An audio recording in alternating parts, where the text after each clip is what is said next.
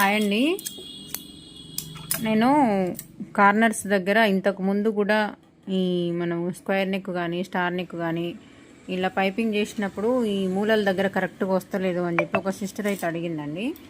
తన కోసము క్లియర్గా ఒకసారి నీట్గా చూపిద్దామని చెప్పేసి వీడియో షేర్ చేస్తున్నాను. అలానే ఇట్లా మనము డ్రాప్ కానీ టెంపుల్ నెక్ కానీ పెట్టినప్పుడు ఇక్కడ పైన ఈ మూలల దగ్గర కూడా ఈ పైపింగ్ అనేది తిరుగుతలేదు అక్క, కరెక్ట్గా నాకు ఒకసారి క్లియర్గా చెప్పండి అక్క అని చెప్పని అడిగింది. పర్సనల్గా ఫోన్ చేసి అడిగిందండి. తన కోసం ఈ వీడియో. ఇక్కడ మూల దగ్గర ఇలా చిన్నగా మార్క్ చేసుకోండి. మార్క్ చేసుకున్న తర్వాత నేను ఏ విధంగా అయితే గుర్తున్నానో చూడండి క్లియర్గా. ఇక్కడ మనం మార్క్ చేసుకున్న దగ్గరికి రాగానే ఒక్కసారి స్టిచ్ అనేది థ్రెడ్ పైకి బయటకి నేను చూపిస్తున్నా చూడండి క్లియర్గా. థ్రెడ్ బయటకు ఒకటేసారి పడ్డది, తర్వాత లోపలికి పంపించాలి. ఇలా ఇలా అయిపోయిందా మళ్ళీ నెక్స్ట్ సేమ్ యాజ్ టీజ్గా విధిగా మీరు ఏ రకంగా అయితే స్టిచ్ చేసుకొస్తారో అదే విధంగా కుట్టుకుంటారండి.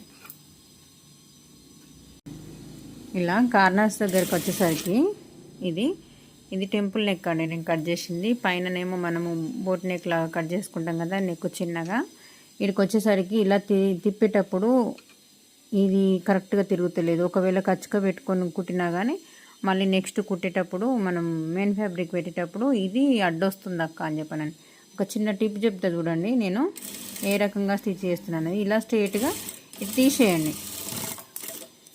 ఇలా తీసేసి మళ్ళీ